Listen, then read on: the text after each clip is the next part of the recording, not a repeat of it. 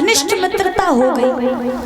और जब घनिष्ठ मित्रता हुई तो उसी समय धीरे धीरे धीरे धीरे मित्रता इतनी घनिष्ठ हो गई कि सुदामा बिना कन्हैया के नहीं रहते और कन्हैया बिना सुदामा के नहीं रहते। एक समय की बात के आश्रम में ईंधन खत्म हो गया, ईंधन। और जब ईंधन खत्म हुआ तो गुरु पत्नी ने कन्हैया को अपने पास में बुलाया और अपने पास में बुला करके गुरु पत्नी कन्हैया से बोली, बेटा आज घर में बिल्कुल भी ईंधन की व्यवस्था नहीं है, भोजन बनाने के लिए लकड़ियां नहीं रही, इसलिए मेरी बात सुनो, जंगल में चले जाओ और जंगल में जाकर लकड़ियां ले आओ। सुनो और कहा बोली क्या गुरु पत्नी बोली मोहन से,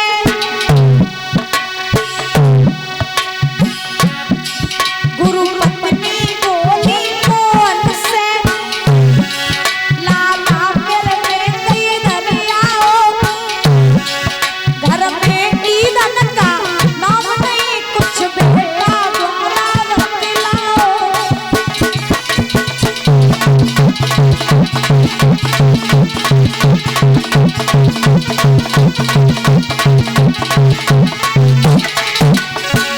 भगवान कन्हैया से गुरु पत्नी बोली, बेटा घर में ईंधन की व्यवस्था नहीं है, जंगल में चले जाओ लकड़ियां ले आओ। भगवान बोले, माँ चिंता मत करो, चिंता मत करो, मैं जंगल में जाऊंगा, भैया सुदामा को साथ ले जाऊंगा और लकड़ियां तोड़ करके मैं अति शीघ्र लौट करके आ जाऊंगा। सुना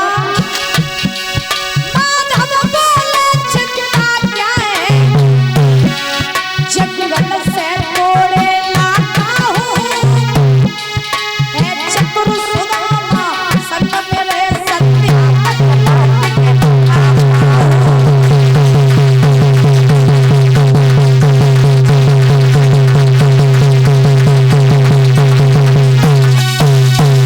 भगवान कन्हैया ने गुरु पत्नी से कहा, माँ चिंता मत करो, मैं भैया सुदामा के साथ में जाऊंगा और लकड़ियां तोड़ करके अति शीघ्र वापस आ जाऊंगा।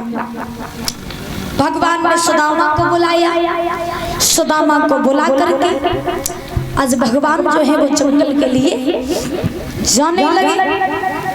जंगल के लिए जब जाने लगे तो उसी समय गुरु पत्नी ने सुदामा को अपने पास में बुलाया और सुदामा को पास में बुला करके, मैया पीछे वाली हो गई पंचायत तो मेरी सुन ले, मरिए साधन हुई चिल्ला चिल्ला सुनी का ना है, सुन ले मैया पीछे वाली, अब तो सर्वतों मिली हो तो तुम बातें कर रहे हैं। मैया ये हमारे भाई मुँह कर ले, हाँ सीधे बैठ जाओ। का बात तुम लोग का चिड़चिड़ाए आराम से शांति बनाए रखो थोड़ा सा। और ये भैया बच्चों को बैठा दो, ये बच्चे शोर कर रहे, व्यवस्था भंग कर रहे हैं।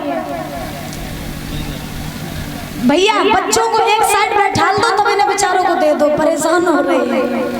बैठा दो काउ दिन हम ऐसे ही आते, हाँ लान लगाई रात बोली गोविंद भगवान की।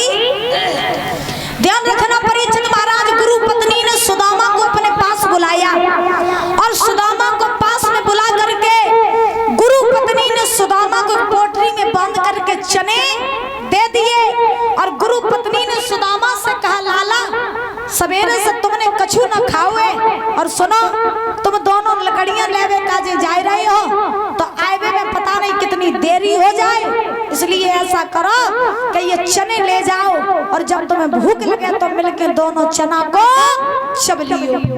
सुदामा बोले ठीक है मैया।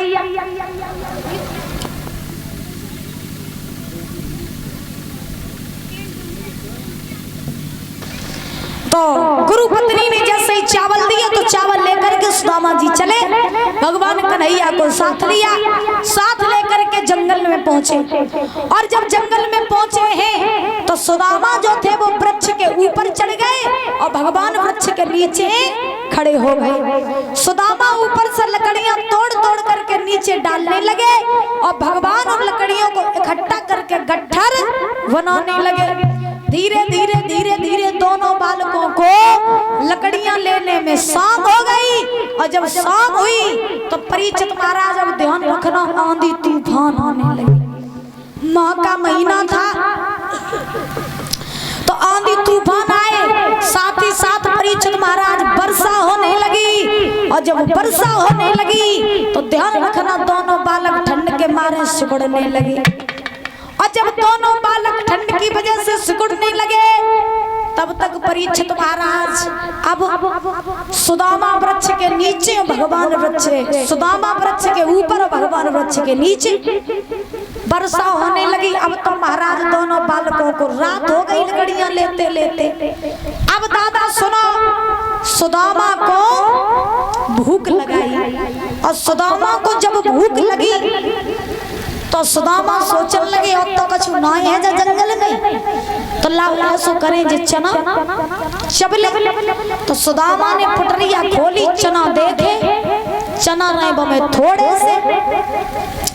सुदामा जी सोचने लगे अगर जे चना कन्हैया खाइए तो न तो हम भर पाई और न तो कन्हैया भर पाई। अल्लाह ऐसो करे चुप हम चबले। सो जो ये बच्चन कहे कि चुपचाप हम चबले, तो सुदामा आज सी पोटली में से चने निकाल निकाल करके चबने लगे।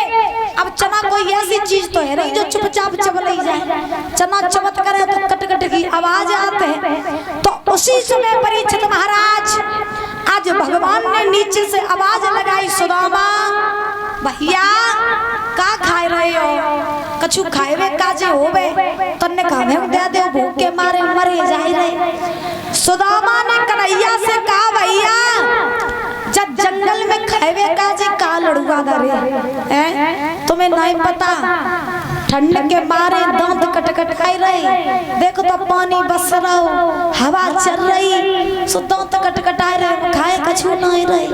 और सुदामा महाराज खाओ खाओ लगे डरे हो जो दांत कट कटाए रहे।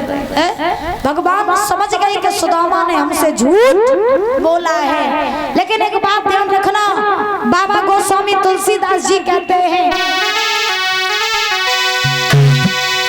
क्या गुरु संग कपटे और मित्र संग चोरी,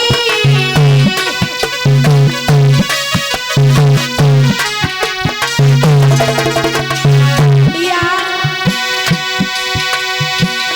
के हो निर्धन के होड़ी।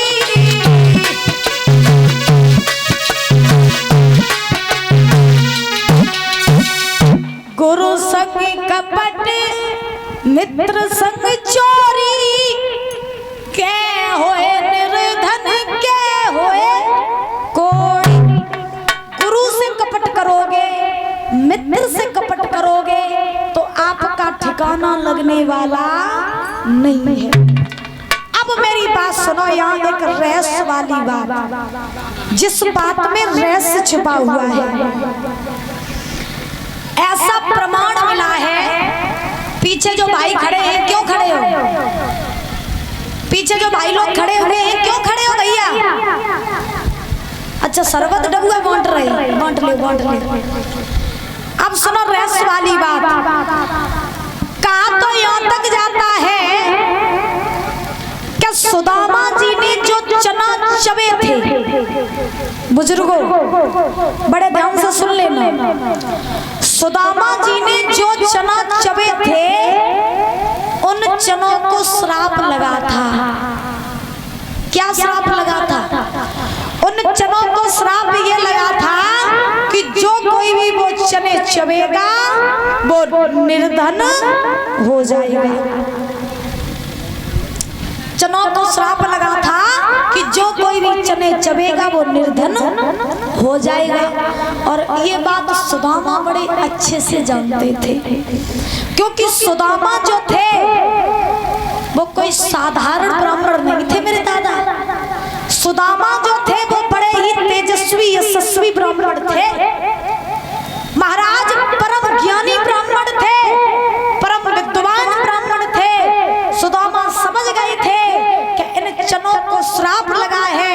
और अगर ये चना हमने थोड़े से भी कन्हैया को दे दिए तो मेरा कन्हैया गरीब हो जाए। इसीलिए सुदामा जी ने वो चना खुद चबे थे। अब वो श्राप दिया किसने था ये भी सुनो। उज्जैन में एक बूढ़ी मैया रहती थी, बूढ़ी मैया बड़ी ही दीनहीन गरीब थी।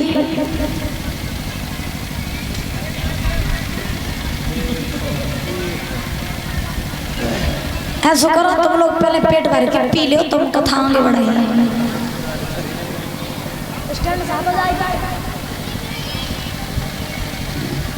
देखो देखो नहीं रह जाओ, देखो नहीं कतई नहीं देख रहे।